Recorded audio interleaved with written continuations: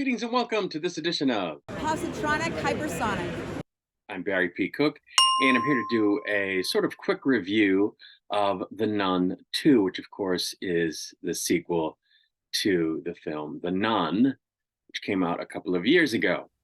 And this one pretty much picks up right where the last one left off, in so much as we find Sister Irene from the first movie now living a reclusive life in Italy among other nuns at a nunnery who don't know that she was involved in the events at St. Cartha's Monastery, even though they know the story of St. Cartha's Monastery and the demon situation that took place there.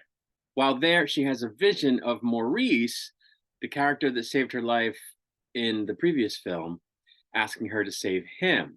And the next day, she's asked by a cardinal to investigate a series of deaths that have taken place across Europe by traveling to France. This is because the cardinal believes that the deaths that have been happening across Europe are connected to the demon that takes the form of the titular nun of both films. And he wants Sister Irene to investigate because she's the only person alive, as far as he knows, that's ever dealt with her or it, or for that matter, in his words, anything like it. So off she goes to France. And interestingly, this is where I started having a problem with the movie because this nun is like 12, okay? Like, okay, maybe she's 23, but she's like 12. And she's about, the size of a fence picket.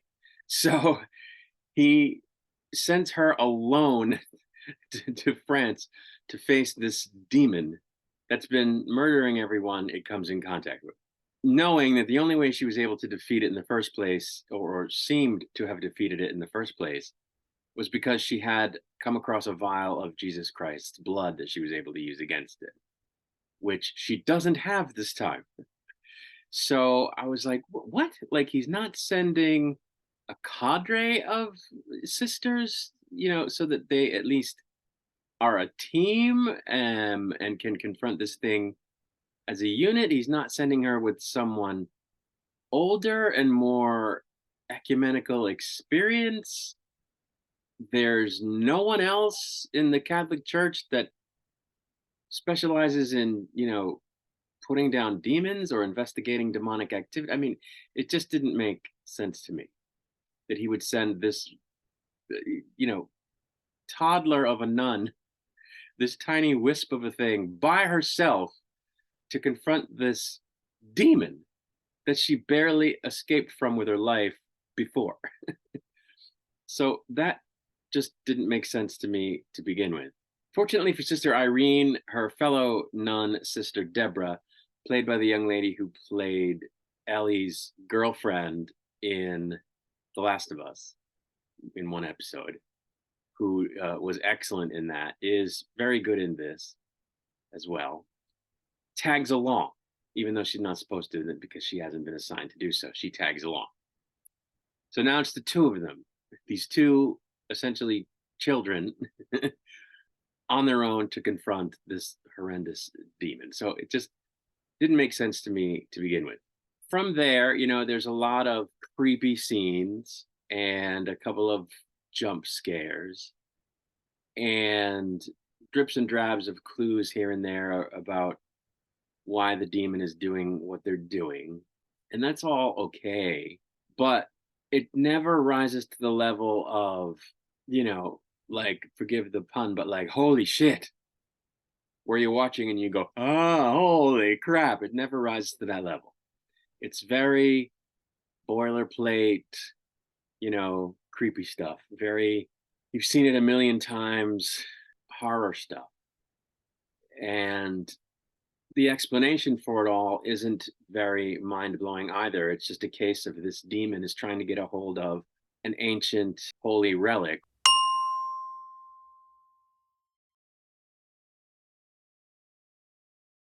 And the demon is after these eyes because they're a powerful relic, and it would give the demon a big boost of power, and it would be a lot more powerful. And so it's killing this other woman's descendants because it's trying to track down this pair of eyeballs. And that's fine and everything, but again, nothing mind blowing, very generic. And some of the points along the way of the story don't sort of jibe with each other. Like the nun, which again is a demon, is able to be in two places at once, if not more. One of the places she always is wherever the Maurice character is, because that's how she escaped in the first movie. She went into Maurice. And as Maurice travels the world doing his thing, she's been killing the family members of this person whose eyeball she's after, which is fine. But at points in the movie, she's also able to be in other places and influence the environment and so forth in places other than where this Maurice is known to be, ranging from other parts of this former monastery that's now a boarding school to other parts of the town. And there's no explanation for how they're able to do that. And at one point, they manifest like a hell goat beast thing to chase some of the people in the monastery while at the same time controlling Maurice. So, that didn't make sense to me. It also manages to appear to one woman as her deceased son and kill her while in control of Maurice at the same time. And there's no explanation for why she bothers to do that either, other than maybe that woman was a descendant of this person whose eyes it's after, but it had already killed somebody there. So did it kill more than one descendant? Like, I don't know. I guess that's what it was. But anyway, I didn't understand how that was happening. And while that's kind of a minor thing, it still holds the movie back from being something better than mediocre. Whereas if they had explained it, it might have elevated the movie a little bit. Because you start to wonder at some point, if it can do all this, what does it need the eyeballs for? Like, what power does it not have that it wants? They never even explain that. They just say, oh, it wants these because they're powerful and it will make it more powerful. Like, it doesn't say anything beyond that.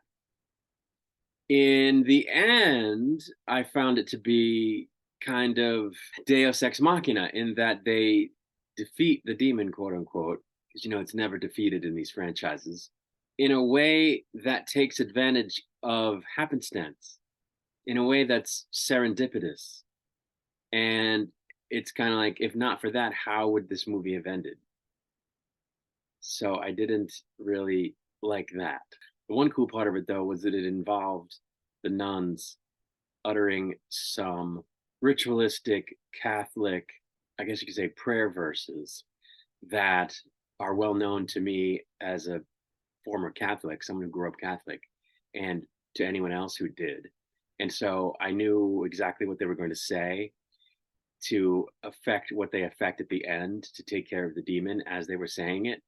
And so that was kind of chilling. But I don't think that would have worked the same way for everyone. If you didn't grow up Catholic, you wouldn't know those phrases necessarily. So, I have to point out that it wouldn't be chilling for mass audiences necessarily. So it doesn't get full credit for that.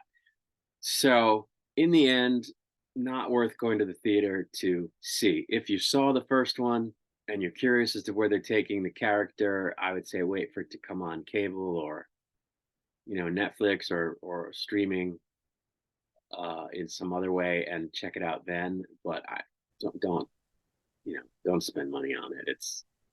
It's not a good money spending movie. It's kind of just that. And that's really it. So not a very long review, but there you have it. For now, I'm going to get out of here. I'll be back with another video soon. Until I return, I wish you peace and long life.